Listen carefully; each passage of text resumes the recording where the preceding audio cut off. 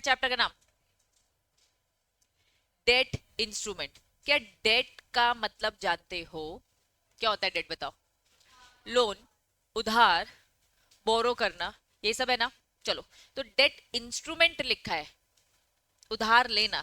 लेकिन ये उधार कैसे ले रहे? Through instrument. इंस्ट्रूमेंट का मतलब क्या होता है? एक डॉक्यूमेंट। क्या मुझे बता सकते हो वो डॉक्यूमेंट क्या क्या हो सकता है? Debentures, very good, debenture issue करते हैं। बैंक से लोन लेना, बॉन्ड्स, वेरी गुड। चलो, ये चैप्टर दो पार्ट में डिवाइड है। पहला पार्ट है पार्ट ए और दूसरा पार्ट बी। पार्ट ए आपको दो चीजें समझाएगा, डिबेंचर और बॉन्ड। पार्ट बी आपको समझाएगा एक ही टॉपिक, दैट वाज डिपॉजिट। जब भी हम कंसेप्ट पढ़ते हैं तो बार बार डिपॉजिट आता है, ठीक है, तो वो बी पार्ट। तो दो पार्ट में से पहला पार्ट सिंपल डिबेंचर बॉन्ड, बहुत सारी चीजें आपकी सुनी हुई है। डिबेंचर का मीनिंग दे रखा है, डिबेंचर के टाइप दे रखे हैं। अगर मैं बोलूंगी सिक्योर डिबेंचर है तो कंसेप्ट समझ में आता है। क्या होता है सिक्योर डिबेंचर, बताओ? सिक्योरिटी, कोलेट्रल, कुछ ना कुछ गिरवी है। अनसिक्योर डिबेंचर मतलब क्या? गिरवी नहीं है, ठीक है, वेरी गुड। अब फर्स्ट पार्ट में डिबेंचर बॉन्ड समझेंगे और सबसे पहला टॉपिक हमारा क्या रहेगा? डिबेंचर। चलो आओ स्टार्ट करें। सबसे पहली हेडिंग देखो, यहाँ पे उन्होंने कंपनीज एक्ट के कुछ सेक्शंस दे रखे, जैसे जैसे पढ़ेंगे आते जाएगा। चलिए, पार्ट ए। पार्ट ए में क्या क्या पढ़ने वाले? डिबेंचर और बॉन्ड्स, ठीक। चलो, सबसे पहला ए पार्ट, हेडिंग क्या लिखा है? Boring power of the company and the debt capital. चलो, पहले चीजें जनरल बातें एकदम सिंपल शॉर्ट में समझेंगे। जनरल बातें क्या समझते हो? बोरिंग मतलब क्या होता है? उधार लेना, पैसे लेना जो कल को हम आपको चुका देंगे। Boring means taking money from someone, जैसे कि किससे? बैंक से, विद अ प्रॉमिस कि भाई आपका पैसा हम आपको बाद में चुका देंगे। तो बोरिंग का सिंपल मीनिंग दे रखा है। बोरिंग मतलब कि पैसा लेना, बैंक से ले रहे हैं ये बोलकर कि कल को कुछ समय बाद हम आपको चुका देंगे जब भी आपकी मैच्योरिटी आएगी। चलिए, हाँ, विद इंटरेस्ट, कोई दिक्कत नहीं है, क्योंकि यहाँ पे अभी जनरल बात है। लीगल चीजों की अगर मैं बात करूं तो लीगल में हर चीज लिखा होता है। आप अपने मॉड्यूल का कंटेंट देखोगे तो लीगल डेफिनेशन देते ना, तो लीगल डेफिनेशन मतलब एक एक चीज लिखी जाएगी, कुछ भी इधर उधर नहीं होगा।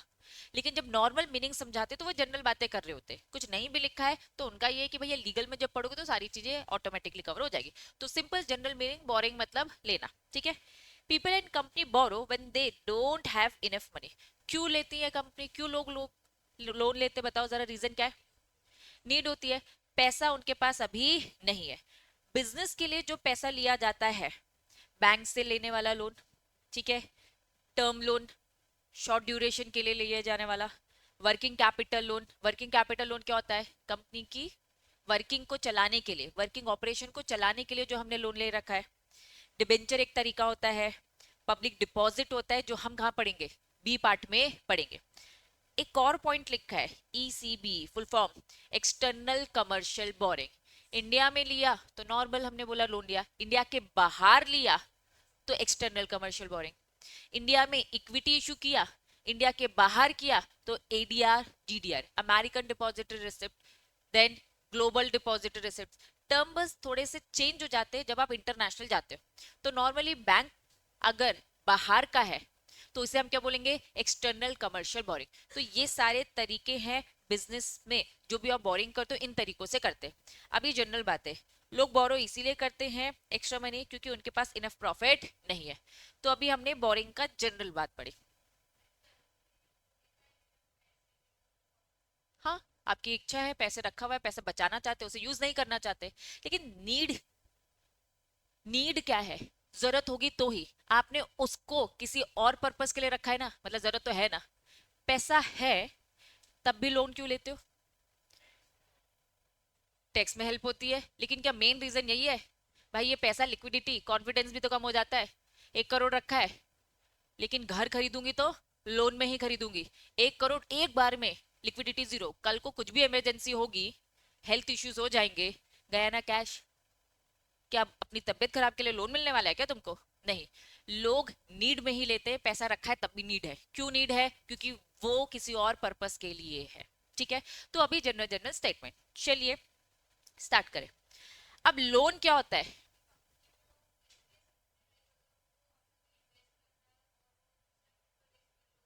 ले सकते हैं, बिल्कुल ले सकते हैं, लेकिन डिटेल आपको उसकी करनी पड़ती है। ऑफ कोर्स ऐसे लिया जा सकता है, ठीक है। चलो लोन का नॉर्मल मीनिंग बता रहे। अब लोन का भी नॉर्मल मीनिंग आप जानते हो ना, लोन एक फिक्स अमाउंट ऑफ मनी होता है जो एक इंडिविजुअल या फिर एक कंपनी लेती है। बोरोइंग को ही हमने दूसरे सेंस में क्या बोल दिया, loan, from the banks and financial institution, जो अक्सर पे किया जाता है विथ इंटरेस्ट। अक्सर लोन पे किया जाता है, उसका रिपेमेंट अमाउंट तो दोगे दोगे लेकिन साथ में इंटरेस्ट। अब ये सब थी जनरल बातें जो टेक्निकली आपको समझने की जरूरत है। आ जाओ, लोन और डेट में डिफरेंस क्या है, क्या होता है लोन, क्या होता है डेट, ये सबसे इंपॉर्टेंट कंसेप्ट है। आ जाओ, जब कभी मनी बोरो किया जाता है, किससे, बैंक से, लेंडर से, उसे हम क्या बोलते हैं, लोन। आईटेक्स कंपनी ने एसबीआई बैंक से लोन लिया, ये बोला जाता है, ठीक है। आईटेक्स कंपनी ने बॉन्ड या फिर डिबेंचर इशू किए, मतलब तब मैं क्या बोलूंगी, लोन लिया। लोन टर्म यूज नहीं किया जाता है। लोन टर्म कब यूज किया जाता है, जब आप बैंक से जाके लोन लेते हो। डेट कब यूज किया जाता है, जब आप डिबेंचर इश्यू करते हो, बॉन्ड इश्यू करते हो। एक्चुअल में दोनों में डिफरेंस ये है, कंपनी जब जनता के पास जा रही है ना और डिबेंचर इशू कर रही है, जब बॉन्ड इशू कर रही है, तब हम डेट टर्म यूज करते हैं। लोन हम कब यूज करते हैं, कब यूज करते हैं, जब बैंक के पास जाते हैं उधार लेने। लेकिन जब आपको समझाया जाता है डिबेंचर, तो आपको यही समझाया जाता है कि आपने जनता से लोन लिया, लेकिन टेक्निकली लोन टर्म यूज किया नहीं जाता। आपको समझाने के लिए, आपको समझाने के लिए लोन टर्म यूज किया जाता है, लेकिन टेक्निकली लोन यूज किया जाता है बैंक से लेने के लिए, और डेट यूज किया जाता है जब आप डिबेंचर इशू करते हो, बॉन्ड इशू करते हो, जनता से लोन लेते हो। क्या ये बात समझ में आ रही है? पक्का? तो मेजर डिफरेंस याद रहेगा। दूसरा डिफरेंस, लोन क्या होता है, इंस्टॉलमेंट में होता है और विद इंटरेस्ट। लोन जब आप चुकाते हो, कैसे चुकाते हो जरा बताओ, किश्तों में चुकाते हो विद इंटरेस्ट। लेकिन जब आप डेट का पैसा चुकाते हो, एक मेच्योरिटी डेट होती है, पूरा का पूरा देना पड़ता है। डिबेंचर, डिबेंचर को रिडीम करेंगे तो क्या थोड़ा थोड़ा करके पैसा देते हो, पूरा का पूरा अमाउंट एक बार में लमसम दिया जाता है, repay in the lump sum after the maturity. क्या ये बात समझ में आ रही है? और इंटरेस्ट आपको वैसे ही थोड़ा थोड़ा थोड़ा पहले मिल चुका है, लेकिन रिपेमेंट कैसे किया जाता है, एक बार में। लोन एक बार में चुकाते हो क्या, होम लोन लिया मैंने, चलो एक बार में चुकाते हो, हर महीने की किश्त इंस्टॉलमेंट बन जाती है विद इंटरेस्ट। लेकिन डेट के साथ ऐसा नहीं है, डेट एक बार में रिडीम किया जाता है। इंटरेस्ट भले ही आपको थोड़ा थोड़ा चुकाया जा रहा है, लेकिन प्रिंसिपल अमाउंट, जैसे डिबेंचर आपको अगर इशू किया विद इंटरेस्ट होता है, तो इंटरेस्ट का अमाउंट बता दिया, लेकिन होता क्या, एक बार में डायरेक्ट रिडीम किया जाता है। तो दोनों में दूसरा मेजर डिफरेंस, यहाँ इंस्टॉलमेंट बांध के थोड़ा थोड़ा चुकाया जाएगा, और यहाँ पर एक बार में। दो पॉइंट क्लियर है। तीसरा, ये ज्यादा स्ट्रक्चर्ड फॉर्म होता है, इसमें चीजें सिस्टमैटिकली होती है। लोन में यहाँ क्या बोला, ये फ्लेक्सिबल होता है, mostly for the large scale funding. इसका एक डॉक्यूमेंट होता है, जिस डॉक्यूमेंट में सारी टर्म्स एंड कंडीशन लिखी होती है। हाँ, उसमें थोड़ी बहुत फ्लेक्सिबिलिटीज होती हैं, क्योंकि ये कंपनी के अंडर में आता है, और कंपनी कहीं ना कहीं प्राइवेट सेक्टर है। क्या ये बात समझ में आ रही है? बैंक की चीजों में आरबीआई तो बैठा ही हुआ है, बैंकिंग रेगुलेशन तो है ही, तो वो इसलिए मोर स्ट्रक्चर्ड फॉर्म में आता है, और यहाँ ये कंपनीज एक्ट में ज्यादा कवर होता है। क्या ये बात समझ में आ गई? तो लोन और डेट में डिफरेंसेस, पहला डिफरेंस क्या है, बैंक फाइनेंशियल इंस्टीट्यूशन से लेना लोन, लेकिन डिबेंचर और बॉन्ड इशू करना इज डेट। बॉन्ड्स और डिबेंचर में एक बार में पैसा जब भी मैच्योरिटी होगी दिया जाएगा, और यहाँ पर क्या होता है, इंस्टॉलमेंट पे। ये मोर स्ट्रक्चर्ड होता है, जो सेबी, सॉरी, आरबीआई रेगुलेशंस बोलेंगे, और ये थोड़ा फ्लेक्सिबल होता है, क्योंकि कंपनीज एक्ट की बातें यहाँ पे लगती है। क्लियर है? चलो, अब ये मैंने तुम्हें बस अच्छे प्रेजेंटेशन में दिखाया है, आपकी बुक ने बोरिंग पैराग्राफ दे रखे हैं, ठीक है। अब ये बोरिंग पैराग्राफ में हम क्या क्या पढ़ने वाले, क्या पढ़ा हमने, सबसे पहले चैप्टर स्टार्ट किया, पार्टी में क्या पढ़ा, बोरिंग का मतलब समझा, लोन बताया इन्होंने, और लोन और डेट में डिफरेंस। टेक्निकली जो आपको याद रखना है वो लोन और डेट का डिफरेंस याद रखना है, बाकी लोन और बोरिंग उन्होंने क्या ही बताया कि जब एक कंपनी दूसरी कंपनी से उधार लेती है, जब जरूरत होती है तो लेती है। लोन मतलब क्या होता है, एक फिक्स मैच्योरिटी में पे ऑफ करना, ये सब। लेकिन टेक्निकल पॉइंट जो आपको है वो ये लिखने पड़ेंगे, ये याद रखने पड़ेंगे, ठीक। दोनों का मिक्स। लेकिन हाँ, अभी मैंने जब ए पार्ट में बोला तो मैंने दो टॉपिक बताए। दो टॉपिक क्या बताए, डिबेंचर्स और बॉन्ड, और बी पार्ट में क्या बताया, डिपॉजिट। मतलब ये किसका है, डेट का है। बीच बीच में थोड़ा बहुत लोन बताते रहेंगे, लेकिन मेजर जो लोन होता है वो board of directors, directors decide करेंगे लोन कितना क्या लेना है, ठीक है। चलो आ जाओ अब तुम्हारी बुक स्टार्ट करेंगे। Part A, boring power of the company and debt capital. चलिए, बोरिंग एक क्या है, एक्ट है, वन हु जो बोरो कर रहा है। बोरिंग डेफिनेशन दे रखी है, define as obtain receive money loan with the promise understanding that कि आगे चल के हम आपको पे कर देंगे, जनरल बात है। और यहाँ पे उन्होंने तरीके बताए, bank loan, term loan, working, ECB, ये कुछ एग्जाम्पल्स है। ठीक, चलो फिर बताया है लोन। लोन एक सम ऑफ मनी है, इंडिविजुअल कंपनी बोरो करती है बैंक से और फाइनेंशियल इंस्टीट्यूशन से। ये है जो मैंने आपको अच्छे पैराग्राफ में बताया। प्लीज मेरा प्रेजेंटेशन यहाँ पे स्टिक कर लोगे तो ज्यादा अच्छा रहेगा। ये बोरिंग पैराग्राफ पढ़ने से अच्छा है मेरा प्रेजेंटेशन इसमें स्टिकी नोट्स के थ्रू स्टिक करें। ठीक है, चलो आ जाओ स्टार्ट करेंगे।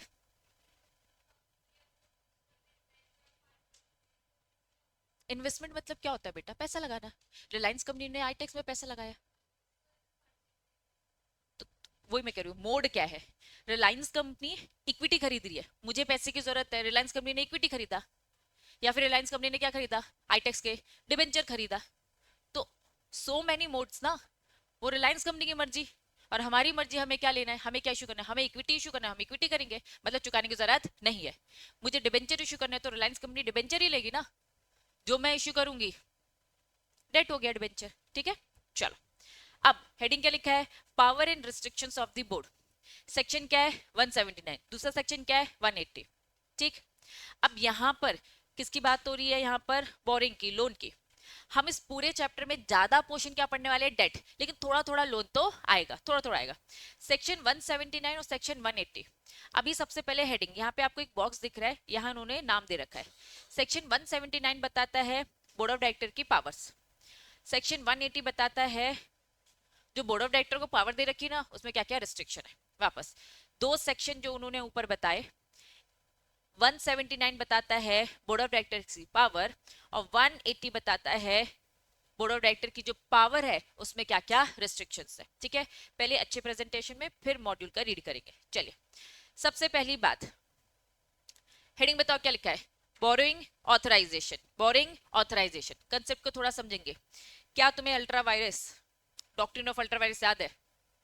उसके अंदर हमने 3 सब टॉपिक्स पढ़े थे, ultra vires of companies act, ultra vires of memorandum, ultra vires of article.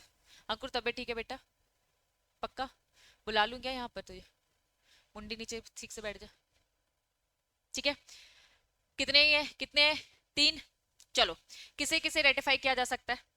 Companies act को रेटिफाई किया जा सकता है, मेमोरेंडम को किया जा सकता है, आर्टिकल को किया जा सकता है, आर्टिकल किया जा सकता है। एक डायरेक्टर लोन ले सकता है, ये कहाँ लिखा रहता है? आर्टिकल में।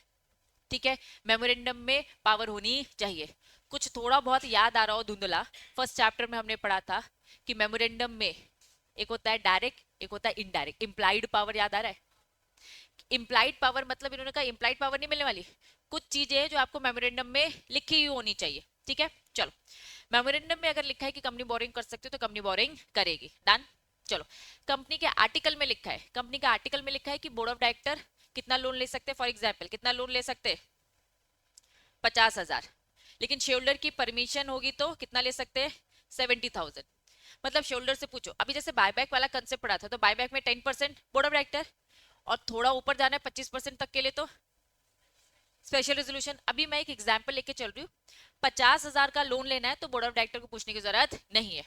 लेकिन उन्हें क्या करना है, 70,000 का लेना है तो क्या करना है, बोर्ड ऑफ डायरेक्टर को पूछने की जरूरत है। चलो, a company can not borrow money unless, क्या लिखा है? हमने पढ़ा था इंप्लाइड पावर की लिस्ट, क्या क्या इंप्लाइड नहीं मिलेगा, एक्सेप्शन पढ़ा था। बोरिंग पावर आपके मेमोरेंडम में लिखी होनी चाहिए। ठीक है, तो साफ बोला कंपनी बोरो कर ही नहीं सकती जब तक मेमोरेंडम में ये ऑथराइजेशन ना हो। पहला पॉइंट क्लियर है? चलो, सेक्शन 179 बोलता है बोर्ड ऑफ डायरेक्टर एक्सरसाइज कर सकते पावर टू बोरो मनी, लेकिन subject to provision of the companies act और companies regulation. Board of director के पास पावर है कि वो क्या कर सकते हैं, बोरो कर सकते हैं। मैंने अपने एग्जाम्पल में बोला हाँ वो 50,000 कर सकते हैं। ठीक है, लेकिन आप क्या नहीं करोगे, कंपनीज एक्ट के बियॉन्ड नहीं जाओगे, या फिर जहां बोल रखा है कि स्पेशल रेजोल्यूशन पास करना है, शेयरहोल्डर से पूछना है 70,000 के लिए, तो आप वो करके ही कर पाओगे। तो डायरेक्टर यस काम कर सकता है। सेक्शन 179 पावर बताता है, तो 179 पावर बताता है बोर्ड ऑफ डायरेक्टर क्या कर सकते हैं, एक्सरसाइज कर सकते हैं बोरोइंग की पावर। लेकिन हाँ, companies act subject to provision, जो प्रोविजन दे रखे, प्रोविजन क्या कि भैया शेयरहोल्डर से पूछना पड़ेगा 70,000 के लिए। ये अभी एग्जाम्पल है 50 और 70, प्लीज मत कंफ्यूज होना कि दीदी सच में 50,000 तक का ही लोन ले सकते हैं क्या, ये मेरा भी एग्जाम्पल है, ताकि आगे मैं आपको पूरी स्टोरी की तरह इसे समझाकर कनेक्ट कर सकूं। चलो, the board may delegate the borrowing power to the committee. Board of director तुम सब हो, तुम सब board of director. Board of director तुमने क्या किया, एक कमिटी बनाई, इन 4 लोग की कमिटी बनाई, और क्या बोला कि भाई बोरिंग करने के लिए ये काम हमने आपको दिया, आप ये आगे कंटिन्यू करेंगे। तो बोर्ड ऑफ डायरेक्टर अपना काम, बोरिंग करने वाला जो काम है, बोरिंग से रिलेटेड जितनी भी पावर है, वो किसी कमिटी या किसी पर्टिकुलर ऑफिसर्स को दे सकते हैं, जैसे कि मैनेजिंग डायरेक्टर को दे दिया, ब्रांच ऑफिसर को दे दिया। लेकिन हाँ, रेजोल्यूशन पास करके क्या मैं बोल सकती हूँ, ऑथराइजेशन दी है। सारे बोर्ड ऑफ डायरेक्टर ने इन ऑफिसर्स को ऑथराइजेशन दी कि बोरिंग का काम आगे कंटिन्यू करो। अक्सर मैं ऐसा एग्जांपल देती हूँ कि सबके सब बैंक में जाके साइन करेंगे क्या, एक ऑफिसर को दे दिया, बहुत सारे 3 ऑफिसर को दे दिया, सारे का सारे बोर्ड ऑफ डायरेक्टर बैंक में लाइन लगा के नहीं खड़ा रहेगा कि भैया आप साइन करना है, आप साइन करना है। समझ में आ रही है बातें? तो ऑथराइजेशन देना है मीटिंग में रेजोल्यूशन पास कर कर। कंसेप्ट क्लियर है? तो 179 बताता है बोर्ड ऑफ डायरेक्टर के पास पावर है बोरिंग करने की, ठीक है, लेकिन subject to provisions. Second point इसमें क्या बताता है, बोर्ड ऑफ डायरेक्टर अपने पावर को कमिटी, जो कि बोर्ड ऑफ डायरेक्टर्स ही है, या फिर ऑफिसर को डेलीकेट कर सकते हैं। नेक्स्ट सेक्शन 180 क्या थी, इसकी हेडिंग क्या बताई थी? अगर बोर्ड मीटिंग में किया जा रहा है तो बोर्ड रेजोल्यूशन, जनरल मीटिंग में किया जा रहा है तो जनरल, ठीक है। ऑथराइजेशन दे रहे हो, कहां करेंगे, एक बार बस थोड़ा सा कॉमन सेंस लगाओ। बोर्ड ऑफ डायरेक्टर ऑथराइजेशन दे रहे हैं किनको, अपनी कमिटी को नहीं, ऑथराइजेशन बोर्ड ऑफ डायरेक्टर, मैंने अपना काम तुमको दिया तो बोर्ड मीटिंग में ही ये सारी बातें डिस्कस होंगी, बोर्ड मीटिंग में ही आप आपस में डिस्कस करके ऑथराइजेशन दे दो, ठीक। चलो, सेक्शन 180 रिस्ट्रिक्शन बोलता है impose restriction on the board's power to borrow money, borrowing beyond. अभी मान के चलो एक प्रिस्क्राइब लिमिट होती है, उस प्रिस्क्राइब लिमिट को क्रॉस करोगे तो शेयरहोल्डर से पूछना पड़ेगा। मेरा एग्जांपल 50,000 तक का बोर्ड ऑफ डायरेक्टर बिना पूछे कर सकते हो, 70 लेना है अगर तो आपको एसआर पास करना पड़ेगा। ये वो रिस्ट्रिक्शन है कि शेयरहोल्डर से पूछो, रिस्ट्रिक्ट किया गया, प्रोहिबिट थोड़ी ना किया है, रिस्ट्रिक्ट पूछ कर करने का। चलो आगे चल के एक टॉपिक पढ़ेंगे, टेम्परेरी लोन। नाम से काम समझो, टेम्परेरी लोन का मतलब क्या होगा, थोड़े ड्यूरेशन के लिए, ठीक है, वेरी गुड, बिल्कुल सही बोल रही हो। परमानेंट तो कुछ होता ही नहीं है, लेकिन टेम्परेरी लोन की इन्होंने एक डेफिनेशन दे रखी है, ड्यूरेशन डिसाइड कर दिया। वो ड्यूरेशन क्या बोल दिया, 6 महीने, वो बस नेक्स्ट कवर ही होने वाला था। टेम्परेरी लोन यहाँ पे क्या मतलब है, वो लोन जो 6 महीने में रिपे हो जाएगा, जो लंबे समय के लिए है वो टेम्परेरी लोन नहीं है, ठीक है। तो यहाँ कंपनीज एक्ट ने क्या बोल दिया, टेम्परेरी लोन वो सारे लोन होते हैं जिन्हें 6 महीने में पे ऑफ कर दिया जाता है। जैसे कि एग्जाम्पल शॉर्ट टर्म लोन हो गया, और क्या लिखा है, सीजनल क्रेडिट। क्या होगा सीजनल क्रेडिट, जैसे सीजन सारे उन छोटे छोटे बिजनेस के लिए जो आपने उस पर्पस के लिए लिया है कि सीजन आया तो हमें पैसे की जरूरत है, इस सीजन में पैसा बहुत लगता है नहीं, कंपनी का सोचो, है ना, कंपनी का, वेरी गुड। सबसे सही एग्जाम्पल फार्मर्स है, क्यों, फार्मर्स सीजन है, ठीक है, इस सीजन में थोड़ा सा ज्यादा खर्चा होता है, पैसे मिलने में टाइम लगेगा, तो भाई उस टाइम पे 6 महीने में रिपे हो जाएगा, ठीक है। एग्जेम्प्टेड फ्रॉम दी, अगर टेम्परेरी लोन है तो आपको शेयरहोल्डर से पूछने की जरूरत नहीं है, क्योंकि अभी पूछने में एक आध महीना लगाने वाले हो, ठीक है, पूछने में टाइम लगेगा, तो 6 महीने जब देने वाले हो तो शेयरहोल्डर से पूछने की भी जरूरत नहीं है। तो टेम्परेरी लोन का पहले मीनिंग समझा, मीनिंग क्या समझा, वो लोन जो 6 महीने में पे ऑफ कर दोगे, डन। क्या एग्जेम्पशन मिली इसमें, क्या एग्जेम्पशन मिली, शेयरहोल्डर को पूछने की जरूरत नहीं। Loan for the capital expenditure, नाम से काम समझो, कैपिटल एक्सपेंडिचर मतलब बड़ा खर्चा, क्या ये टेम्परेरी लोन होगा, क्या 6 महीने में पे ऑफ होगा, नहीं, साफ बोल दिया भैया कैपिटल एक्सपेंडिचर के लिए लिए जाने वाला लोन इंक्लूड नहीं होता है। नेक्स्ट पॉइंट, एग्जेम्पशन मिल गई, किसको एग्जेम्पशन मिल गई, प्राइवेट कंपनी। याद करो सेकंड चैप्टर पढ़ते रहते थे, है ना, प्राइवेट कंपनी को कहाँ छूट मिल रही है, गवर्नमेंट कंपनी को कहाँ छूट मिल रही है, होल्डिंग को क्या करना है, सब्सिडी को क्या करना है, ठीक।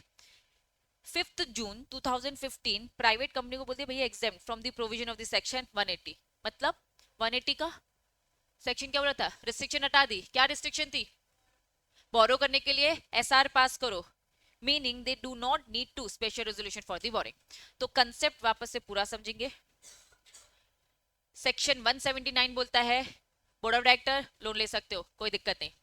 180 बोलता है एक लिमिट तक, उस लिमिट को क्रॉस करोगे तो शेल्डर से पूछना पड़ेगा, एसआर पास करवाना पड़ेगा, ठीक। चलो क्या डाउट था वल्लू, बाहर जाना है, जा जा, मुझे लगा डाउट पूछ रहा था। चलो अब तुम्हारी बुक से रीड करेंगे एक एक चीज, जो इंपॉर्टेंट चीज होंगी मैं वो रीड करवा दूंगी, जो ऐसा लगेगा कि पूरा समझ में आ गया है वो आपको खुद से रीड करना है। आ जाओ।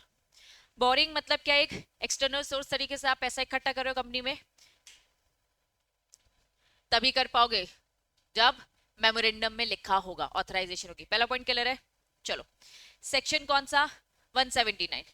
सेक्शन 179 बोलता है board of director exercise its power to borrow money subject to, क्या होना चाहिए, बोर्ड ऑफ डायरेक्टर लोन ले सकते हो लेकिन as per companies act, memorandum में लिखा होना चाहिए, आर्टिकल में बात स्पेसिफाई होनी चाहिए, मतलब बोल सकती हूँ intra vires of companies act, intra vires of memorandum, intra vires of article बोल सकती हूँ, ठीक।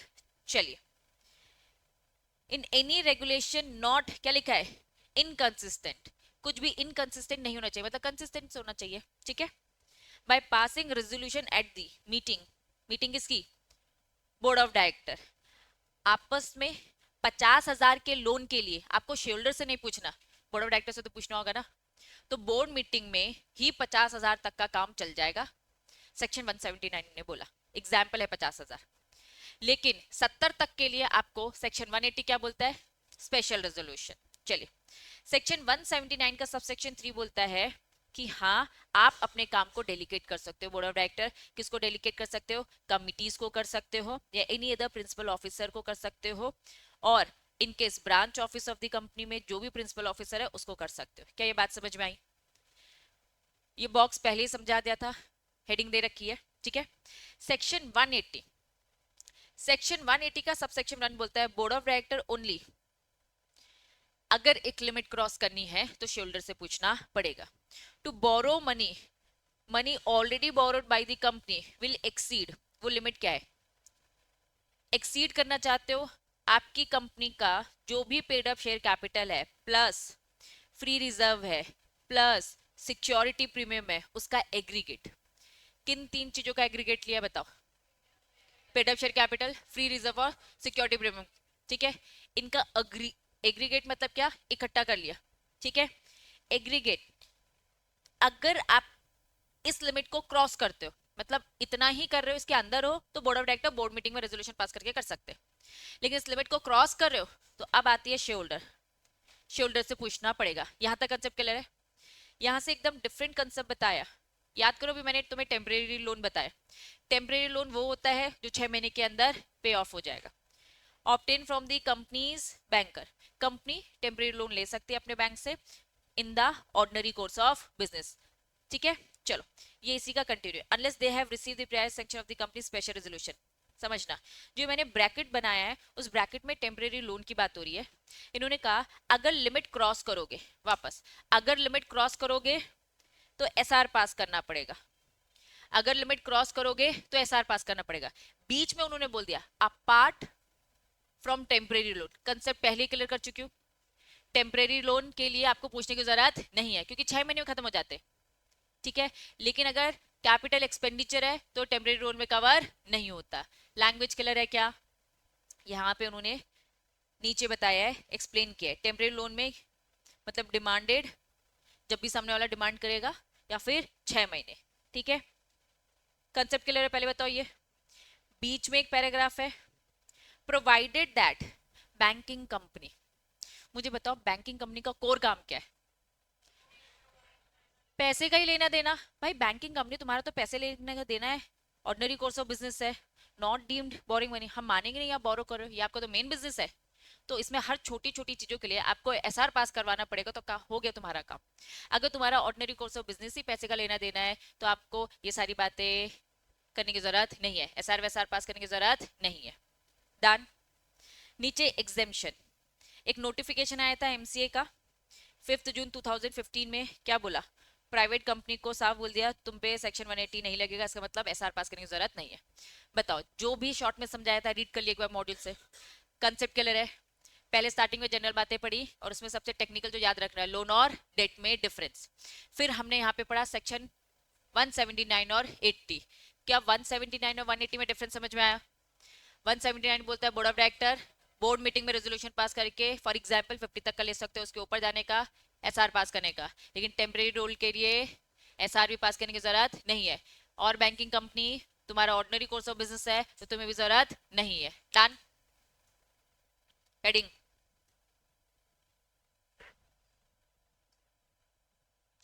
क्या लिखा है? Ultra vires of boring. Same example memorandum में लिखा होना चाहिए, आर्टिकल में लिखा होना चाहिए। ठीक है, आर्टिकल में लिखा है 50,000 तक बिना पूछे कर सकते हो, 70 जाने का तो शोल्डर से पूछने का। ये एग्जांपल है। टेक्निकली क्या लिखा है? एग्रीगेट किसका? Paid up, free reserve, security premium. इसके अंदर, इसके एग्रीगेट के अंदर हो तो बोर्ड मीटिंग में काम चल जाएगा, इसको क्रॉस करोगे तो share holder special resolution. Done. ठीक है, एग्जाम्पल 50 और 70 है। डन। चलो, जनरल बातें लिखा है beyond the authority power called ultra vires. अब मुझे ये बताओ, आर्टिकल, आर्टिकल के बियॉन्ड अगर जाते हो तो क्या ठीक किया जा सकता है? Article, very good, yes.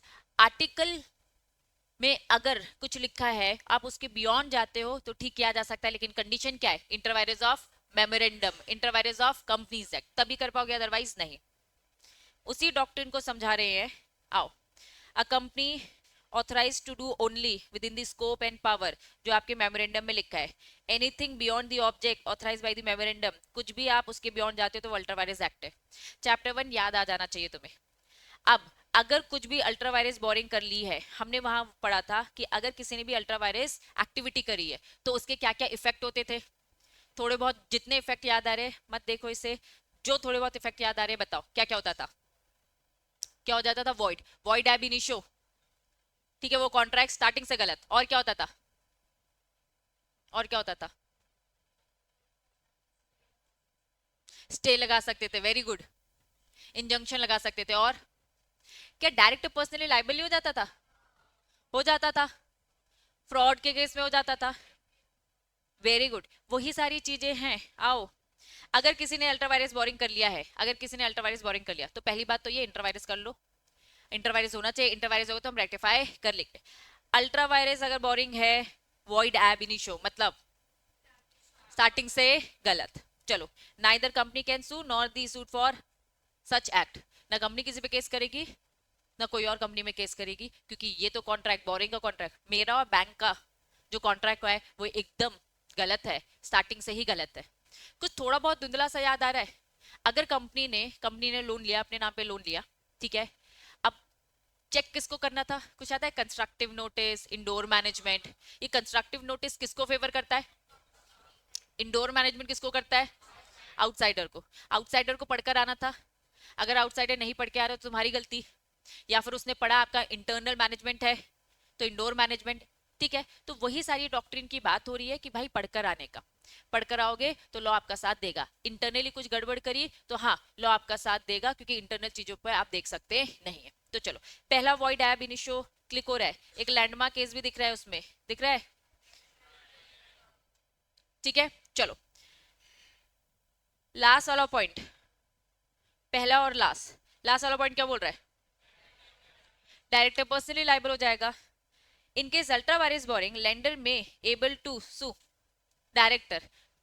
उसने कहा भैया ये डायरेक्टर को भी तो पता था, डायरेक्टर की गलती, तो डायरेक्टर गया for the breach of the warranty of the authority, specially if the director deliberately miss represent there authority. तो भाई गलती किसकी? डायरेक्टर की। पहला और आखिरी पॉइंट क्लियर है? पक्का? पहला क्या बोलता है? स्टार्टिंग से वो ultra vires boring, void ab initio. Last वाला पॉइंट क्या बोलता है? डायरेक्टर उसके लिए पर्सनली लायबल होगा। चलिए, बीच वाला पॉइंट पढ़ेंगे, इंजंक्शन। लेंडर क्या करेगा? स्टे लगा देगा। भैया बोरिंग करिए आपने हमसे, और कंपनी कह रही है भैया तुम पढ़कर क्यों नहीं आए, तो हम अगर लोन अकाउंट में रखा है तो वो क्या कर देगा, स्टे लगा देगा, वो पैसा यूज करने नहीं देगा. Lender has been given authority under the law to restrain the company for using the money to lend. 3 point समझ में आ गया क्या? अगर अल्ट्रा वायरस बोरिंग हुई है तो void ab initio, director personally liable, और लेंडर बैंक चाहे तो स्टे लगा देगा, पैसे को यूज करने नहीं देगा. पूरा खर्चा हो गया तो बात अलग है, बहुत लेट हो गया, फिर वो बहुत लेट उसे पता चला. 3 पॉइंट समझ में आ गए. चलो सेकंड पॉइंट की तरफ चलेंगे. सेकंड पॉइंट क्या लिखा है बताओ, आओ. स्टॉपल का लिटरल मीनिंग क्या था, रोकना. स्टॉप डिनाइंग, अगर कोई मना कर रहा है तो उसे रोकना. ठीक है, चलो. Ratification can not be converted on the ultra vires into intra vires act. कुछ समझ में नहीं आया, आओ example. The concept of the estoppel या फिर rectification can not be used to validate the ultra vires act. ये भी समझ में नहीं आए, चलिए example. If this same textile company, कपड़ा बनाने वाली company, textile company, try to argue later that the restaurant business was part of its scope by simply ratifying it. Company का मेन काम क्या था, टेक्सटाइल इंडस्ट्री का. मेमोरेंडम में लिखा होना चाहिए था, क्या लिखा होना चाहिए था, कि कंपनी रेस्टोरेंट का भी काम करती है. कंपनी क्या कर रही है, बाद में रेस्टोरेंट का काम करती है. काम चालू कर दिया, कंपनी ने काम चालू कर दिया, और बाद में शोल्डर से क्या बोल रही है, चलो मीटिंग करते हैं, इसको रेटिफाई करते हैं हम अपनी गलती को. क्या मेमोरेंडम को रेटिफाई कर सकते हो तुम? ऑब्जेक्ट में लिखा क्या था तुम्हारा, टेक्सटाइल इंडस्ट्री. काम कौन सा करने लगे हो, रेस्टोरेंट. पहले काम किया और बाद में इस गलती को सुधारने के लिए रेटिफाई कर रहे हो, नहीं सुधारी जा सकती. The court will reject this, court ने साफ साफ रिजेक्ट कर दिया. Restaurant activity beyond the companies authorised power can not legally validated after the fact. मतलब क्या, काम नहीं कर सकते पहले आप, पहले आपको क्या करनी थी, प्रोसेस फॉलो करनी थी. प्रोसेस क्या बोलता है बताओ, तुम्हें करना ही करना है रेस्टोरेंट का काम, तो क्या करना है, पहले मीटिंग करवाओ, पूछो, चेंज कर सकते. अगर आपने रेस्टोरेंट का बिजनेस हाँ बोला तो कर सकते, लेकिन पहले हमने रेस्टोरेंट का काम किया और अब मैं आपसे पूछ रही हूँ कि यार मैं तो काम चालू कर चुकी हूँ, कर सकती हूँ क्या, तो तुम सब हाँ बोलोगे तो भी रेटिफाई नहीं होगा, क्योंकि यूनानिमस भी नहीं होगा, क्योंकि कंपनीज एक्ट के अगर अल्ट्रा वायरस करोगे तो यूनानिमस भी पास कर लो तो भी कुछ नहीं कर सकते. मेमोरेंडम में भी यही था, लेकिन हाँ आर्टिकल में क्या बोला था, स्पेशल रेजोल्यूशन से काम हो सकता है, लेकिन आर्टिकल की बात हो रही थी. अब एग्जाम्पल समझ में आया, एग्जाम्पल समझ में आया. The concept of the estoppel या रेटिफिकेशन, स्टॉपल का मतलब क्या है, यहाँ पे स्टॉपल का मतलब अभी क्या है समझ लो, ratification. Ratification can not be use to validate the ultra vires act. आप रेटिफाई नहीं कर सकते, अब रेटिफाई करना अलाउड नहीं है. तो साफ यहाँ पे अगर मैं बोलूं तो यहाँ क्या बोल रहा है, अगर अल्ट्रा वायरस बोरिंग होती तो उसके इफेक्ट वॉइड ab initio. दूसरा एस्टॉपल, मतलब एस्टॉपल का मतलब यहाँ पे क्या बोला, rectification. Rectification can not convert the ultra virus activity को क्या इंटर वायरस बना देंगे क्या, बिल्कुल भी नहीं. सेकंड पॉइंट क्लियर है. तीसरा पॉइंट क्या है, इंजंक्शन, स्टे लगा देंगे. चलो ये टर्म जिगल में सुना सुना सा है, बताओगे जरा, सब्रोगेशन पढ़ा दिया दीदी ने, वेरी गुड. किसी और के शूज में घुस जाना, घुस सकते हो क्या, बिल्कुल भी नहीं घुस सकते. यहां घुस रहे, हाँ बिल्कुल घुस रहे. अब समझना कैसे, तुम्हें एक पॉइंट याद है, एक केस याद है, जिस केस में क्या होता था, आईटेक्स कंपनी ने कॉन्ट्रैक्ट किया, आईटेक्स कंपनी ने कॉन्ट्रैक्ट किया, लोन लिया, और बाद में पता चलता है बैंकों को कि हम तो लोन ले ही नहीं सकते थे, हमारे पास बोरिंग पावर ही नहीं थी. लेकिन कंपनी ने, बैंक की गलती है साफ, लेकिन कंपनी ने उस पैसे से अपने कुछ खर्चे चुकाए. कुछ केस याद आ रहा है, वो खर्चे क्या थे, कंपनी ने कुछ स्टैट्यूटरी ऑब्लिगेशंस चुकाए, टैक्स पे किया, अपने एम्प्लॉयज के सारी सैलरी पे करी. नहीं, केस ये नहीं था, केस दूसरा है ये. हाँ, मतलब कि अगर कंपनी ने लोन लिया और बाद में उसने बोला कि भाई हमारे पास तो पावर नहीं थी, बैंक तुम गलत हो, हाँ बिल्कुल गलत है. लेकिन जब इन्वेस्टिगेट किया गया और पता लगा कि कंपनी ने अपने बेनिफिट के लिए यूज किया है, तो बैंक की सॉरी, तो कंपनी की लाइबिलिटी होती थी रीपे करने की. क्या ये कंक्लूजन याद आ रहा है, नाम छोड़ो, क्या ये कंक्लूजन याद आ रहा है, ठीक. तो सेम यहाँ पे भी यही बातें हो रही है. Ultra vires borrowing use pay off the lawful debt, term क्या यूज किया गया था, लॉफुल डेट, याद आ रहा है। अगर कंपनी ने उस लोन को यूज किया लॉफुल डेट के लिए, मैंने लॉफुल डेट के एग्जांपल्स बताए थे, टैक्स पे किया उसने, उससे अपने एम्प्लॉइज की सैलरी, प्रोविडेंट फंड, ग्रेचुइटी जो भी उसे देना था उसने ये सारी चीजें की, तो साफ साफ बोल दिए subrogated the position of the creditor paid off. वैसे तो बनता नहीं है लेकिन वो उसके शूज में आ जाएगा, मतलब कंपनी की लाइबिलिटी हो जाएगी पे ऑफ करने की। क्या ये बात समझ में आ रहा है? तो यहाँ पे बस वो ये कहना चाहते हैं, यहाँ पे बस वो ये कहना चाहते हैं वैसे तो कंपनी की कोई रिस्पॉन्सिबिलिटी नहीं बनती थी, लेकिन अगर आप लॉफुल पर्पस के लिए यूज करोगे, कंपनी तुम क्या कर रहे हो, किसी और के पैसे से अच्छा खासा फायदा उठा रहे हो और क्या बोल रहे हो हमारी रिस्पॉन्सिबिलिटी भी नहीं बनती पे ऑफ करने की। तो आपकी रिस्पॉन्सिबिलिटी पे ऑफ करने की बनेगी अगर आप लॉफुल। पल्लू मोबाइल में क्या देख रहे हैं? कुछ काम था? लगता है तुम्हें पढ़ाई से ज्यादा इंपॉर्टेंट कुछ काम था वो। पीछे रख मोबाइल। वापस क्या वो केस याद आया, लॉफुल डेट याद आया? तो उस सिचुएशन में बस इन्होंने क्या बोल दिया, पे ऑफ जनरली नहीं बनता है लेकिन पे करना पड़ जाएगा। कोर्ट ने साफ साफ डिसीजन दिया, able to protect him from the loss while the debt burden of the company is not by way of increase. वैसे तो नहीं बनता था लेकिन बन गया क्योंकि उन्होंने अपने फायदे के लिए यूज किया है, और वो फायदा लॉफुल पर्पस के लिए, अदरवाइज कभी नहीं बनेगी। उनकी गलती उन्होंने नहीं देखा, लेकिन आप भी तो मिस यूज कर रहे हो, लॉफुल पर्पस के लिए यूज कर रहे हो। केस का नाम याद नहीं आया, कंक्लूजन तो याद है पक्का? अभी ढूंढेंगे थोड़ी देर से, ठीक है। चलो हेडिंग क्या है, अल्ट्रावायरस बोरिंग का मतलब पहले बताओ। अल्ट्रावायरस बोरिंग मतलब क्या, बियॉन्ड द लिमिट। लिमिट क्या थी, लिमिट क्या थी?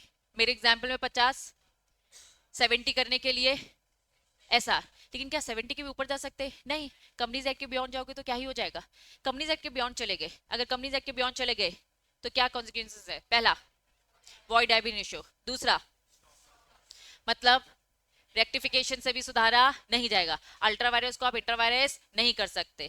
थर्ड, लेंडर क्या करवाएगा, पैसे रुकवा देगा अगर 50% ही यूज हुआ है, नहीं हुआ तो लेट हो चुके।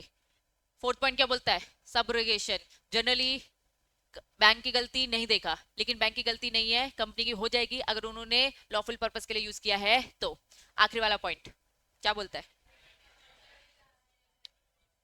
डायरेक्टर को सब पता था, अगर ये बात पता चलती है कंपनी ने लॉफुल पर्पस के लिए यूज नहीं किया तो कंपनी की तो कोई लाइबिलिटी नहीं, तो लाइबिलिटी किसकी, डायरेक्टर पर्सनली लाइबल हो जाएगा। डन। हेडिंग बताओ क्या लिखा है, हेडिंग से समझ में आ जाएगा। इंटरवायरस बोरिंग है बट ये अथॉरिटी बोर्ड ऑफ डायरेक्टर है। अब रीड करो, मुझे बताओ। Intra vires borrowing but outside the scope of the agent authority, वो एजेंट हमारा बोर्ड ऑफ डायरेक्टर है, बोर्ड ऑफ डायरेक्टर की अथॉरिटी 50,000 की है, लेकिन इंट्रावायरस है, कंपनी ने 60,000 का लोन लिया। कंपनी ने कितने थाउजेंड का लोन लिया, 60,000 का, तो बियॉन्ड अथॉरिटी की बियॉन्ड गया है 50, लेकिन क्या है, इंट्रावायरस है, 70 के अंदर है, तो क्या रेक्टिफाई हो जाएगा? हाँ, कुछ नहीं, डायरेक्टर बोलेगा 60,000 का लोन ले लिया है, 10,000 एक्स्ट्रा ले लिया, 10,000 एक्स्ट्रा ले लिया, प्लीज एसआर पास करो। तुम अगर रेक्टिफाई करोगे तो एसआर पास हो जाएगा, ठीक है, नहीं करोगे तो फिर मेरी लाइबिलिटी, उस बैंक, सॉरी उस बोर्ड ऑफ डायरेक्टर की लाइबिलिटी। लेकिन बोर्ड ऑफ डायरेक्टर की लाइबिलिटी कितनी बनेगी, पूरे 60,000 की बनेगी क्या, बताओ कितने की लाइबिलिटी की बनेगी? वापस, पहले मैंने करवाई बोर्ड मीटिंग, पहले मैंने क्या करवाई, बोर्ड मीटिंग, बोर्ड मीटिंग में मैंने कितना लोन ले लिया, 60,000 का, बोर्ड मीटिंग में कितना लोन ले लिया, 60,000 का। लॉ क्या बोलता है, 50 के लिए बोर्ड, 70 के लिए एसआर, ये बोलता है, बोर्ड मीटिंग में 60 कर दिया, गलत है, ठीक। अब मैं तुम्हारे पास आती हूँ और क्या बोलती हूँ, रेक्टिफाई करो। तुमने रेक्टिफाई कर दिया तो पूरी की पूरी 60,000 लो पे ऑफ करने की रिस्पॉन्सिबिलिटी किसकी, कंपनी की। क्या यहाँ तक चीज क्लियर है? तुमने मना कर दिया, कर सकते हो ना, लेकिन हमने तो लोन कितने का ले लिया, 60 का, कंपनी की लाइबिलिटी बनती है 50 की पे ऑफ करने की, और डायरेक्टर पर्सनली लाइबल किसके लिए हो जाएगा, 10 के लिए। वो एक्सेस अमाउंट के लिए होगा, पूरे 60,000 के लिए डायरेक्टर रिस्पॉन्सिबल नहीं है, क्योंकि कंपनी की तो 50 तक की तो बनती थी ना, उसके लिए तो प्रोसीजर हमने सही फॉलो किया है, 10 की एक्सेस अमाउंट की बनेगी। कंसेप्ट क्लियर है क्या, पक्का? चलो आओ रीड करेंगे। यहां पे उन्होंने कहा दो टाइप की बोरिंग पावर है, एक पहला पावर कंपनीज बोरिंग पावर, और दूसरा क्या लिखा, authority of the board of director borrow. Companies की लिमिट है और एक क्या है, बोर्ड ऑफ डायरेक्टर की। बोर्ड ऑफ डायरेक्टर की लिमिट मेरे एग्जाम्पल में 50 है और कंपनी की लिमिट कितनी है, 70। मतलब टेक्निकली जो उन्होंने टर्म लिखा है एग्रीगेट देखने का, किसका aggregate, paid up, free reserve, security, इसके अंदर बोर्ड ऑफ डायरेक्टर, उसके बाहर शेयर होल्डर, स्पेशल रेजोल्यूशन, यही है। चलो, तो कंपनी की एक पावर होती है और एक बोर्ड ऑफ डायरेक्टर की पावर होती है। डायरेक्टर बोरो कर रहा है beyond their authority but not ultra vires, simple sense में बोल सकते हो इंट्रा वायरस है। बोर्ड ऑफ डायरेक्टर अगर करता है, मेरे एग्जांपल में 60,000 करता है, इंट्रा वायरस है, ठीक है, इसे हम इंट्रा वायरस बोरिंग कहेंगे, बट आउटसाइड दी, लेकिन अथॉरिटी के एजेंट के ऊपर क्रॉस हो रहा है, 50 से ऊपर हो रहा है, तो company liable in a good faith ratify कर रही है, शोल्डर ने रेटिफाई कर दी, तो पूरे 60,000 के लिए कंपनी लाइबल हो जाएगी। यहां तक क्लियर है, पूरे 60,000 के लिए कौन लाइबल हो जाएगा, कंपनी, अगर रेटिफाई कर दिया तो। मैंने दूसरे एग्जाम्पल में क्या बोला था, नहीं किया रेटिफाई तो 10 के लिए कंपनी तो है ही ना, मेरी रिस्पॉन्सिबिलिटी डायरेक्टर की पर्सनली क्या रहेगी, 10,000 के लिए। अब इन्होंने यही चीजें 100 लाख के एग्जाम्पल को देख के बताया है, खुद से एक बार रीड करेंगे, लेकिन अगर तुम्हें मेरा एग्जाम्पल समझ में आ गया तो वो भी बस एक अनदर एग्जाम्पल है, पूरा पैराग्राफ एग्जाम्पल बता रहे हैं।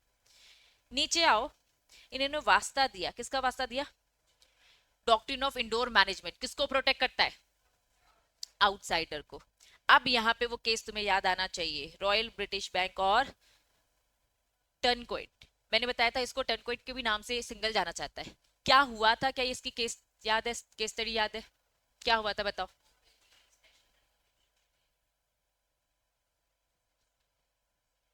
स्पेशल रेजोल्यूशन एक्चुअल में नहीं किया था, तो वो इंडोर है, अंदर की चीजें हमें पता चल सकती नहीं है, हम तो बस पब्लिक डॉक्यूमेंट पढ़कर आ सकते हैं।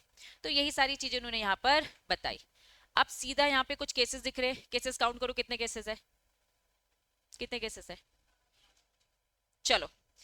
केस का नाम इंपॉर्टेंट नहीं है, कंक्लूजन इंपॉर्टेंट है, पहले बोलू, क्योंकि नहीं है पॉसिबल इतने सारे केसेस का नाम याद रख पाना। जैसे अभी मैंने एक सिचुएशन तुम्हें बताई, वो सिचुएशन में क्या था, लॉफुल पर्पस के लिए यूज करोगे तो कंपनी रिस्पॉन्सिबल है, नाम याद नहीं है लेकिन कंक्लूजन याद होना इंपॉर्टेंट। चलो आ जाओ, सबसे पहले सिचुएशन क्या थी, पहले केस में कंपनी बोरो करती है money even though it didn't have the power to do सो।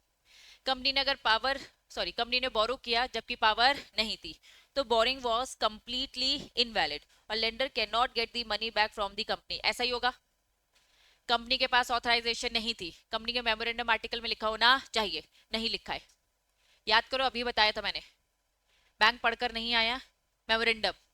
अब क्या बैंक मुझसे लोन ले सकता है, वापस रिकवर कर सकता है, बिल्कुल नहीं। पहला केस क्लियर है।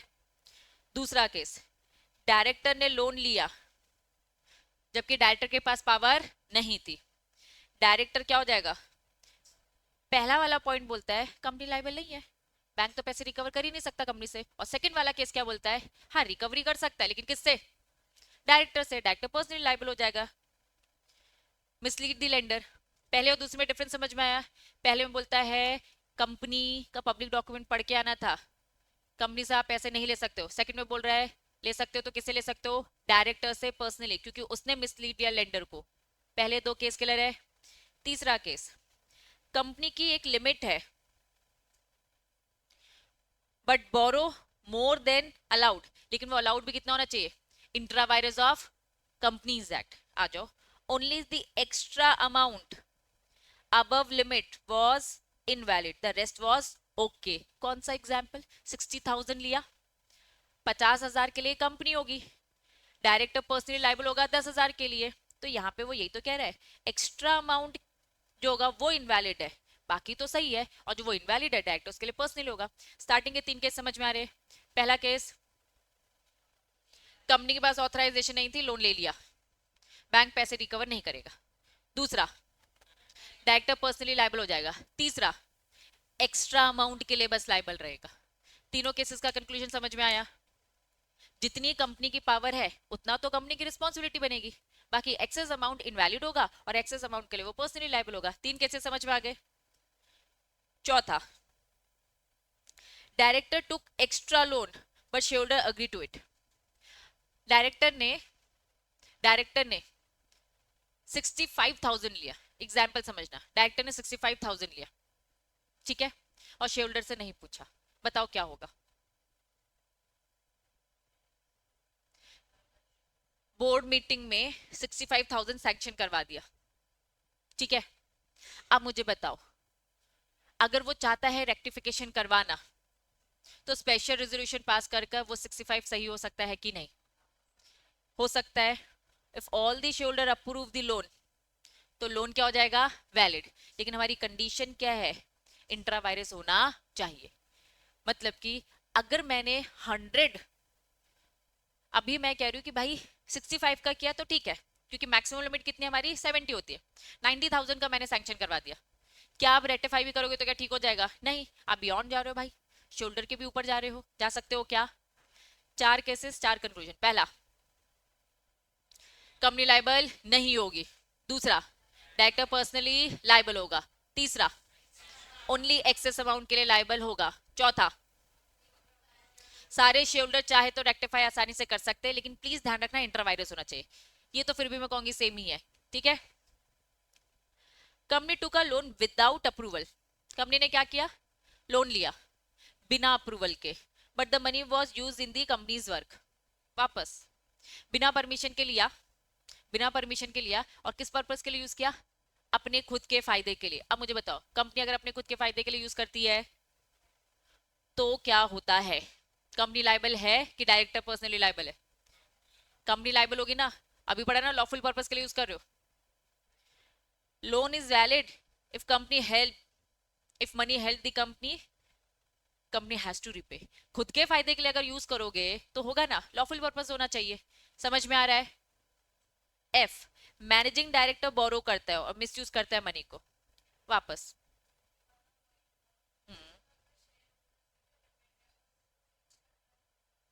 शेयर होल्डर की लिमिट को चेंज कर सकते हो, आर्टिकल तो कभी भी बदला जा सकता है, कोई दिक्कत नहीं है। लेकिन क्या परसेंटेज चेंज कर दोगे कंपनीज एक्ट का? फॉर एग्जांपल बायबैक 10%, 25, क्या 25% चेंज कर लोगे? नहीं, कर ही नहीं सकते। समझ में आया? पक्का? ई वाला पॉइंट समझ में आया? ई वाला क्या बोलता है? ठीक है, साफ बोल रखा है, कंपनी के बेनिफिट के लिए यूज करोगे, लॉफुल पर्पस के लिए यूज करोगे तो कंपनी उसके लिए रिस्पॉन्सिबल होगी। फायदे के लिए यूज किया ना आपने। एफ पॉइंट समझना, आईटेक्स कंपनी ने लोन लिया आईटेक्स के नाम पर, मैनेजिंग डायरेक्टर ने आईटेक्स के अकाउंट से पैसा निकाला और अपना पर्सनल घर में यूज किया। अब मुझे बताओ, मैनेजिंग डायरेक्टर ने बोरो किया, मिसयूज किया money, but the lender, lender को कैसे पता चलेगा? तुमने रिलायंस कंपनी से को अगर लोन दिया है और मुकेश अंबानी अपनी बेटे की शादी के लिए उसे यूज कर रहा है, तुम्हें ये सारी बातें कैसे पता चलेंगी? मुझे बताओ।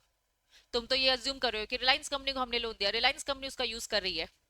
If the loan was with in the companies power, company का पावर था, पब्लिक डॉक्यूमेंट में लिखा था कंपनी कर सकती है, company is responsible even if the director miss use.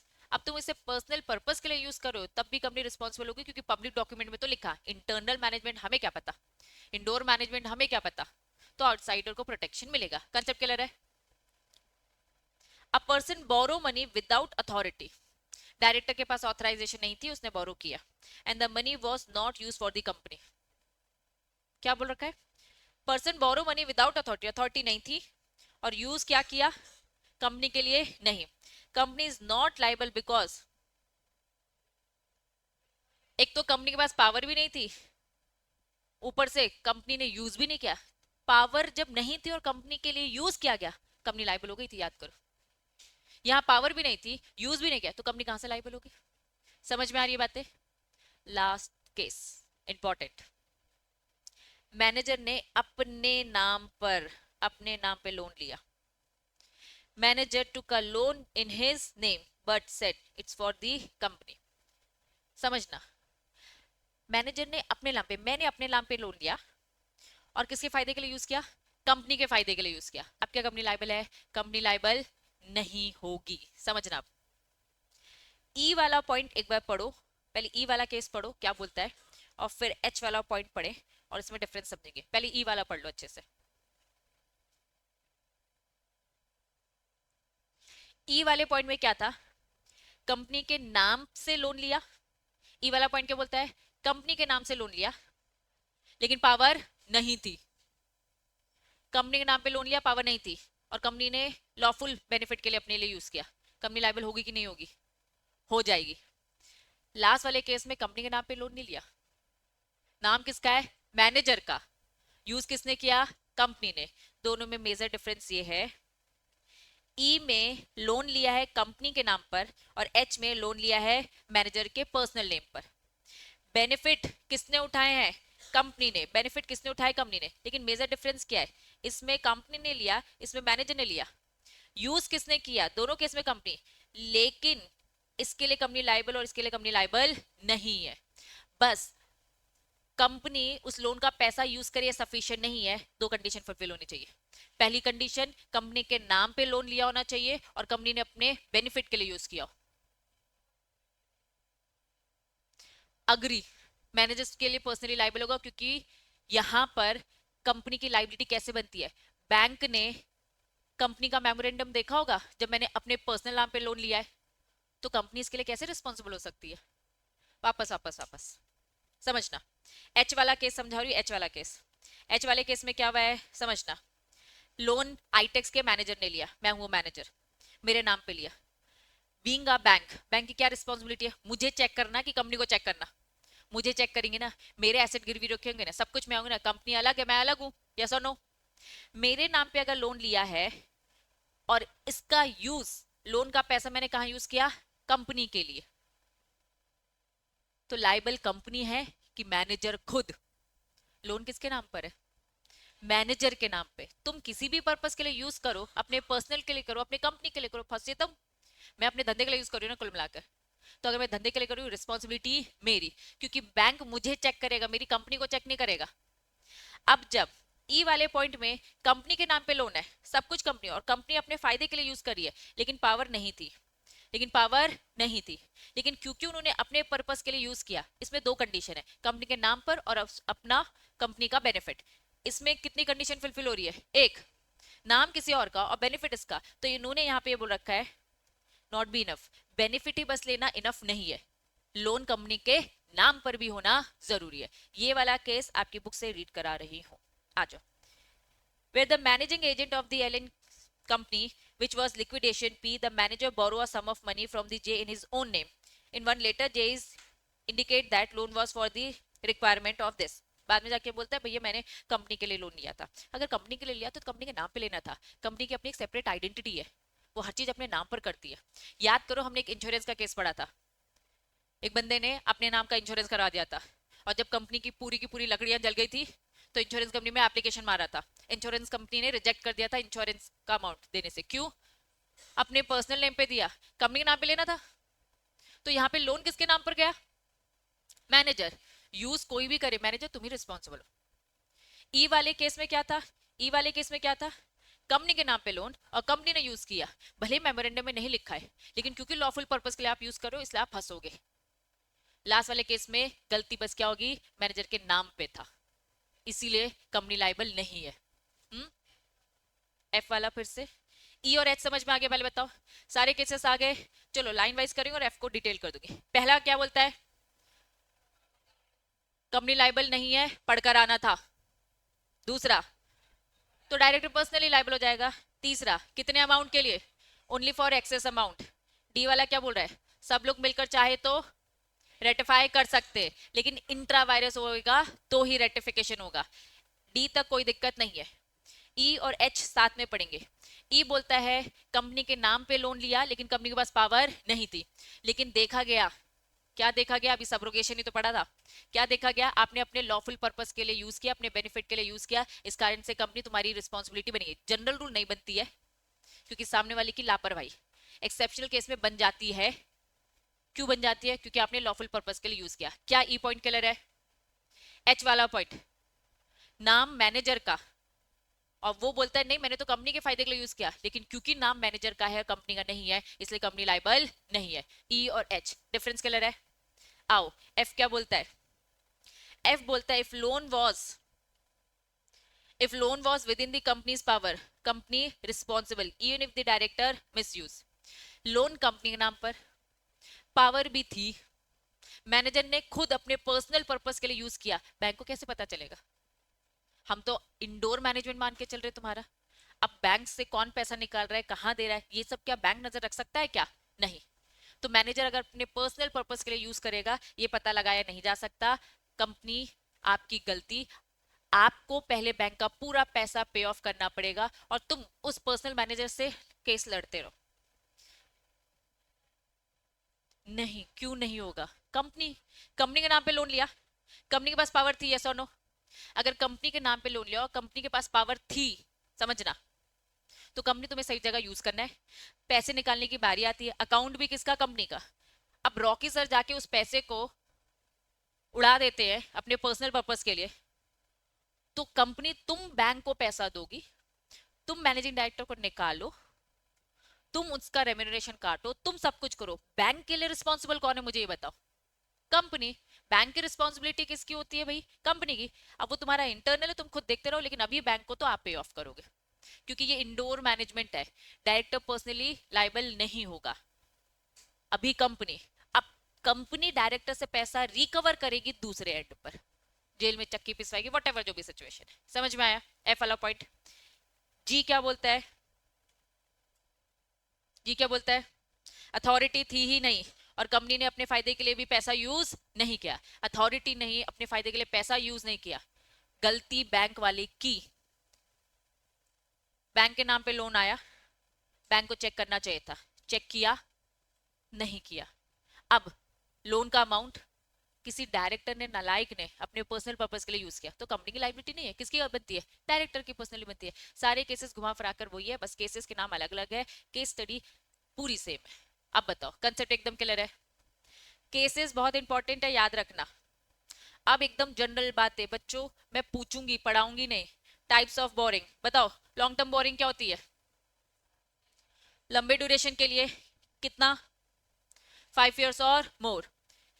Big capital investment के लिए आप ये लॉन्ग टर्म बोरिंग करते हो, जैसे कि क्या खरीद रहे हो? Property, plants, equipment, other fix, ये सब है, ठीक है। चलो, शॉर्ट टर्म बोरिंग क्या होगी? जो 1 साल तक के लिए होती है। मीडियम टर्म होती है जो 1 से 5 के बीच में होती है, वापस। शॉर्ट टर्म 1 साल से कम, मीडियम 1 से 5, लॉन्ग टर्म 5 से ऊपर, ये लिखा है। वर्किंग कैपिटल के लिए आप शॉर्ट टर्म यूज करते हो। मीडियम क्या बोला? 1 से 5 के बीच में। Commercial bank normally finance, land, machinery, vehicles, इन सब के लिए मीडियम करती है। तो long term, short term, medium, इसमें कोई कंफ्यूजन तो नहीं? 1 साल, 5 साल, 1 साल से कम, 1 से 5 साल के बीच में, 5 साल से ऊपर, ठीक है। चलो, सिक्योर्ड बोरिंग क्या होता है? सिक्योर्ड बोरिंग, कोलेट्रल गिरवी रखा है। टर्म क्या लिखा है इन्होंने, जरा टर्म रीड करो। बोले तो legal right to seize asset, seize मतलब जब्ती, लीगल राइट होना जब्त करने का। Recourse to the asset of the company, secured borrowing मतलब कि कुछ ना कुछ गिरवी है, अगर पे ऑफ नहीं करोगे तो पल्लू सर ऊपर करने लायक। अनसिक्योर्ड मतलब क्या? कुछ भी कोलेट्रल नहीं है। चलो, ये सिंडिकेट बताओगे, लड़के बताएंगे, हरिन बताएगा। Syndicate boring, group, movie Pushpa, syndicate का मेंबर हो, सिंडिकेट का मेंबर हो मतलब क्या? वो जो भी लाल चंदन जो भी उनका होता था, उसका उन्होंने अपना ग्रुप बना के रखा था, उसके मेंबर्स थे वो लोग, कि भाई एक पे भी बात आएगी तो सब, बाकी सब क्या करेंगे? छोड़ेंगे नहीं, ऐसे ही डायलॉग थे ना उनके। सिंडिकेट बोरिंग मतलब क्या? 4 बैंक मिलकर फाइनेंस कर रहे। रिलायंस कंपनी ने एसबीआई बैंक से लोन मांगा 100 करोड़ का। एसबीआई बैंक दे सकती है, लेकिन उसकी इच्छा नहीं है देने की, उसे डर लग रहा है। किस चीज का डर लग रहा है बताओ जरा? पूरे के पूरे पैसे डूब तो नहीं जाएंगे? तो अब एसबीआई बैंक बोलता है आओ पंजाब नेशनल बैंक, आओ बैंक ऑफ बड़ौदा, 4 बैंक मिलकर बोरिंग देंगे, that was syndicate boring. Concept clear है? नेक्स्ट क्या लिखा है? बायलेटरल मतलब क्या? दो लोग के बीच में, एक तरफ कंपनी है, दूसरी तरफ बैंक है, कंपनी ने लोन लिया बैंक से, बायलेटरल बोरिंग, कुछ भी डिफरेंट नहीं है। नेक्स्ट क्या लिखा है? फ्रॉम द बैंक, एक प्राइवेट बोरिंग है और एक पब्लिक। पब्लिक में क्या बोला? जनता से ले रहे हो debenture bond, public boring. Private मतलब बैंक से ले रहे हो। कुछ अनोखी बात थी क्या? जनरल बातें। हेडिंग बताओ क्या लिखा है? फंडिंग, कंपनी को पैसे की जरूरत है, जरा बताओ कंपनी कैसे कैसे पैसे उठा सकती है? सारे तरीके बताओ। डेट इश्यू करके और इक्विटी, इंडिया के बाहर भी जा सकती है, एडीआर जीडीआर लेके। अभी बताए ईसीबी, एक्सटर्नल कमर्शियल बोरिंग, 100 तरीके, एकदम जनरल जनरल बात। Equity, debt, borrowing fund from the financial institution, debt interest fix होता है, डेट फिक्स होता है, इक्विटी मनी, ठीक है। कुल मिलाकर वही घिसी पिटी बातें। Many companies prefer to use, ज्यादातर कंपनी क्या प्रेफर करती है, डेट। याद करो वो स्टैंडर्ड रेशियो क्या होता है, वो स्टैंडर्ड रेशियो 2:1। डेट ज्यादा ही बोला है, डेट ज्यादा सस्ता होता है। रीजन जान सकती हूँ क्यों सस्ता होता है, बताओ। इक्विटी आपकी एक्चुअली में मेंटेन रहती है, आपके पास रहती है, कल को ज्यादा फायदा होगा तो आपको मिलेगा, है ना। इंटरेस्ट रेट फिक्स है, कल को आपको, है ना, लगता है कि प्रॉफिट बहुत ज्यादा है, तब भी इंटरेस्ट कम ही देना पड़ेगा, ठीक। इशूइंग कॉस्ट एक्चुअल में बहुत कम होती है, वोटिंग पावर भी इफेक्ट नहीं होती। तो ये सारे रीजंस बता सकते हो। एक्चुअली में ज्यादा पॉपुलर डेट ही है। तुम जितने भी बिजनेस है, जितने भी कंपनीज की बैलेंस शीट उठा के देख लो, तुम्हें देखना डेट भर भर के दिखेगा। अरे रिलायंस कंपनी का एमसी की वेबसाइट में देखा था, कितना डेट था, कितना डेट था, ठीक है। तो यस, ज्यादातर लोग डेट यूज करते हैं, तो एकदम जनरल बात है।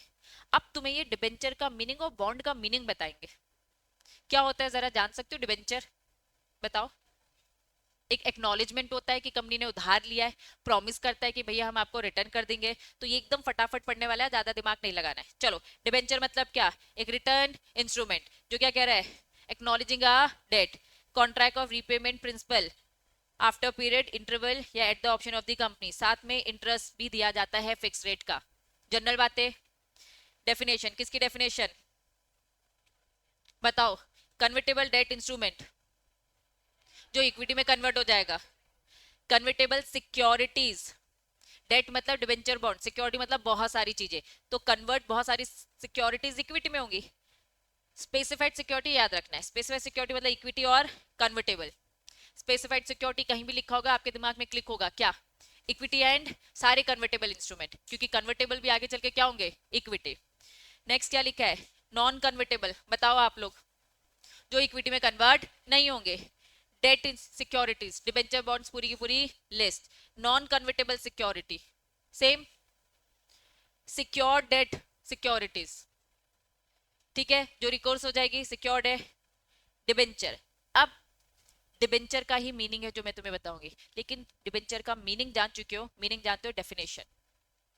डेफिनेशन इंपॉर्टेंट, एक होता है मीनिंग, एक होता है डेफिनेशन। मीनिंग जो तुम समझते हो, अभी जो मैंने तुमसे पूछा क्या है डिबेंचर, एक एक्नॉलेजमेंट है उधार का जो पे ऑफ करेंगे।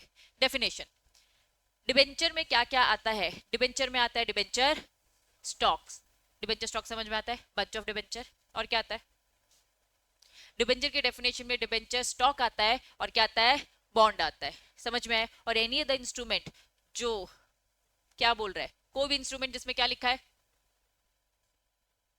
प्रूफ है कि भैया ये डेट है, वो सब डिबेंचर होते हैं, जिसमें चार्ज क्रिएट हो भी सकता है और नहीं भी। What do mean by charges, mortgage. वापस, क्या है डिबेंचर, डिबेंचर की डेफिनेशन इंक्लूड, याद है डेफिनेशन पढ़ते थे, एक मीनिंग है इंक्लूसिव एक्सटेंसिव, याद आ रहा है, जिसमें इंक्लूड लिखा रहता है वो एक्सटेंसिव होती है। डिबेंचर मतलब डिबेंचर स्टॉक एंड बॉन्ड्स, वो सारे डॉक्यूमेंट जो प्रूफ देते हैं कि भैया उधार लिया है, वो सिक्योर्ड भी हो सकते हैं और अनसिक्योर्ड भी हो सकते हैं, चार्ज की रेट हो भी सकता है और नहीं भी। क्लियर। डिबेंचर में क्या नहीं आएगा, वो इंस्ट्रूमेंट नहीं आएंगे जो आरबीआई के अंडर आते, इंस्ट्रूमेंट में वो नहीं आएंगे जो सीजी बोलेगी, लेकिन सीजी डिस्कस कर लेगी किससे, आरबीआई। यहाँ आपकी डेफिनेशन होती है ओवर। डेफिनेशन कुछ भी बहुत हार्ड एंड फास्ट नहीं थी, क्योंकि आप कॉमर्स के बच्चे हो, ये टर्म्स आपने सब ने सुने हैं। अगर मैं डिबेंचर और बॉन्ड में डिफरेंस पूछूं, यस डिफरेंसेस होते हैं, क्या तुम लोग बता सकते हो डिबेंचर्स और बॉन्ड में डिफरेंस, बताओ। बॉन्ड ज्यादा लॉन्ग टर्म के लिए होते। नेक्स्ट टॉपिक, दोनों में डिफरेंस, ये बोरिंग तरीका बताया और खुद ने अच्छा तरीका बता दिया। पहला डिफरेंस, डिबेंचर क्या है, private company public company issue करती है, लेकिन बॉन्ड लार्ज कॉर्पोरेशन, और साथ में एंट्री मारी किसने, अगर गवर्नमेंट एजेंसी आ गई। ज्यादा सिक्योर क्या होगा, बॉन्ड्स, गवर्नमेंट आ गई। कम रिस्क किस में होगा? बॉन्ड्स। सरकार जाएंगी, ज्यादा इंटरेस्ट किस में मिलेगा? डिबेंचर में। क्यों? गवर्नमेंट चीजें रिस्की कम है तो इंटरेस्ट रेट भी कम ही देती है। क्या ये बात समझ में आ रही है? ज्यादा ड्यूरेशन, सरकार बोलती है हम ज्यादा ड्यूरेशन तक रखेंगे। जहां गवर्नमेंट आ जाएंगी वहां चीजें थोड़ी सी सेफ वाली हो जाएंगी, इंटरेस्ट कम मिलेगा। ठीक, चलो फटाफट वाला आइए। प्राइवेट पब्लिक कंपनी करती है ये, कॉर्पोरेशन भी करती है और गवर्नमेंट भी, लेकिन ज्यादातर यहाँ पे गवर्नमेंट आती है। चलो, ये सिक्योर्ड अनसिक्योर्ड दोनों होता है, क्योंकि यहाँ पे गवर्नमेंट ने एंट्री मारी है तो क्या बोल दिया? सिक्योर्ड। यहाँ हम डिबेंचर होल्डर बोलते हैं और यहाँ पर बॉन्ड होल्डर। यहाँ lender purchase these instrument solely based on the reputation. Bank reputation देख के भी देख देता है। क्यों दे देता है? क्योंकि सिक्योर्ड अनसिक्योर्ड, अनसिक्योर्ड क्यों दिया? बैंक को टेंशन नहीं है, बैंक ने आपकी रेपुटेशन देखी इसलिए अनसिक्योर्ड दे दिया। ये क्या बोलता है? भैया हम तो सेफ है, secured. Next, usually lower than the, duration ज्यादा किसका होता है? बॉन्ड का ज्यादा रहता है, याद रखना। गवर्नमेंट ज्यादा समय तक आपका पैसा रखेगी अपने पास, ये कंपैरिजन वाइज ज्यादा रहता है। कन्वर्टेबल, कौन सा कन्वर्टेबल होगा? डिबेंचर कन्वर्टेबल होते हैं, बॉन्ड कन्वर्टेबल नहीं होते। इंटरेस्ट रेट किसमें ज्यादा मिलेगा? डिबेंचर में, क्योंकि रिस्की है। रिस्क है तो भाई प्रॉफिट भी ज्यादा मिलेगा, इंटरेस्ट रेट भी ज्यादा मिलेगा। समझ में आया? घिसी पिटी बातें, कुछ खतरनाक। पहले पैसा किसको मिलेगा अगर कंपनी बंद हो जाती है? बॉन्ड। सरकार अपने आप को ही पहले पैसा दिलवाती है। एक्चुअल में सिक्योर्ड अनसिक्योर्ड दो होते हैं, सिक्योर्ड अनसिक्योर्ड होते हैं। सिक्योर्ड डिबेंचर को पहले मौका मिलेगा, फिर गवर्नमेंट को मिलेगा, फिर अनसिक्योर्ड। तो बॉन्ड, बॉन्ड पहले आ जा रहा है, किससे कंपेयर करें? अनसिक्योर्ड से।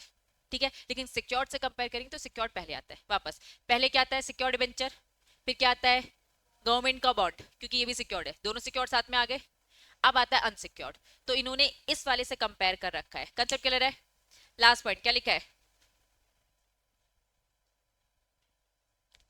पेमेंट स्ट्रक्चर क्या बोलता है? डिपेंड अपॉन दी कंपनी की परफॉर्मेंस। और ये क्या बोल रहा है?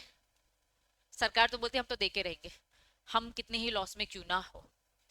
कंसेप्ट समझ में आया? अब मुझे बताओ, याद करने वाला और जो पहले से अंडरस्टैंडिंग थी, क्या तुम्हें इसमें नया मिला? नया क्या था? सेक्शन 179 और 180, बाकी सारे घिसी पिटे। अब मैं तुम्हें नहीं पढ़ा रही हूं, लेकिन मैं तुम्हें एक होमवर्क दूंगी। डिबेंचर के क्या डेफिनेशन, ठीक है। चलो, अब तुम्हें रीडिंग वाला पोर्शन मिलेगा। क्या है रीडिंग वाला पोर्शन? सेक्शन 44 क्या था बताओ जरा? शेयर्स अगर मूवेबल है, डिबेंचर भी मूवेबल है। ये मैं नहीं पढ़ाने वाली। क्या लिखा है?